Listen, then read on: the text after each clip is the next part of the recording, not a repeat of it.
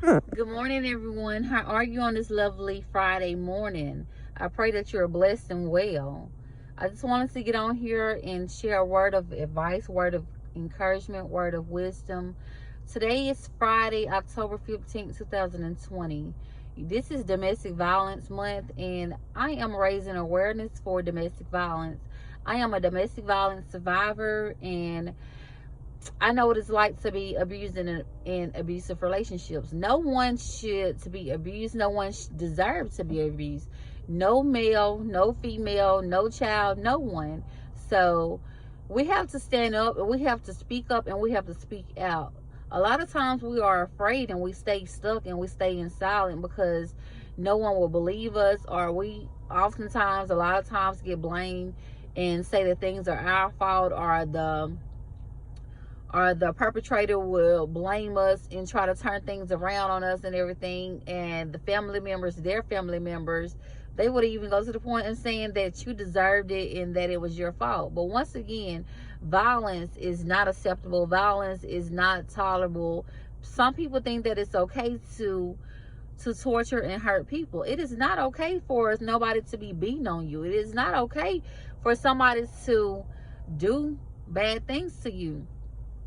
So warning signs, there are a lot of warning signs in the beginning. We ignore a lot of signs because we think and we want the person to change, the abuser to change, but the abuser has to want to change. A lot of times they are a narcissistic person and they do not know how to change, or at the moment they do not want to change. So what they do is they take everything out on you, and I guess it makes them feel better. I guess that it gives them power to attack the victim.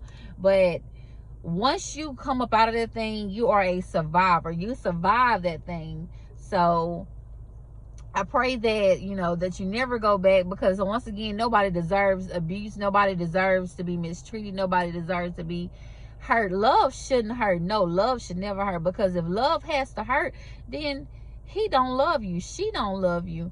It's just a control thing. It's just something that they feel that they are empowering over you, but really they are weak. They are the manipulator. They are the perpetrator. We are a survivor. We are strong. A lot of times that when you get traumatized from the events or something that has happened to you, we start blaming ourselves. We start thinking that this is our fault, that maybe this is acceptable. But no, it is not acceptable. If a person can't love you for you, if they got to be a narcissistic and controlling person, then it's time to let them go. It's time to focus on yourself and heal and help yourself and be the person that you're meant to be and that God has called and designed, and that you are that divine person. So, I just thank God for allowing me to be a survivor of domestic violence. I hate that I had to go through those things, to be able to talk about this right here to you and everything. But I just thank God for allowing me to survive, and being a domestic violence survivor, and so that I can advocate and everything and help the next person, because I am a living witness of the things that I've gone through, so I can help the next person who's going through or who's gone through it and be a testimony and everything. This thing is not about me. This walk is not about me. It's about helping the next person that was like me or that's like me to come out of that thing and to begin on their healing journey and to start moving forward. Sometimes a lot of times you got to just focus on yourself. You got to let things go. But I always remember to keep God first and pray and be obedient to him, and everything will align and fall in place. So, domestic violence is something that is not talked about enough. It's not talked about. It's not raised. Even though this is domestic violence month, that domestic violence is going on every day. It is going on every day. 1 million children witness domestic violence every day. So many million children do witness domestic violence every day.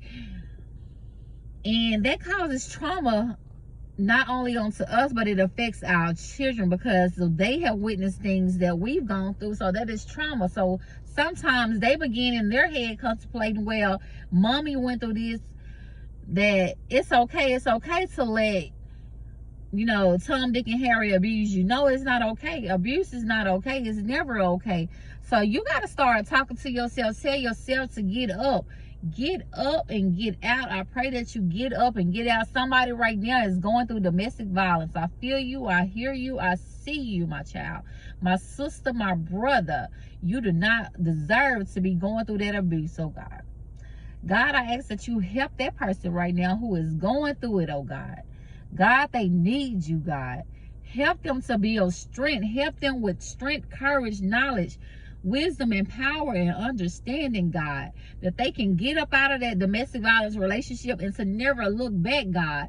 Even when the perpetrator starts being nice to them, oh God. God, I just ask that they get the strength, oh God, to go to a domestic violence shelter or call 911, God. Call the 1-800 domestic violence hotline, God, and just touch them, oh God, in every way. Everybody who's hurting, that's going through any form of domestic violence, God, I ask that you touch down on them, oh God. Cover and protect their mind, God. Cover and protect the head to their feet, God. They need you. I need you, oh God. God, I thank you, God. I thank you, God. I thank you.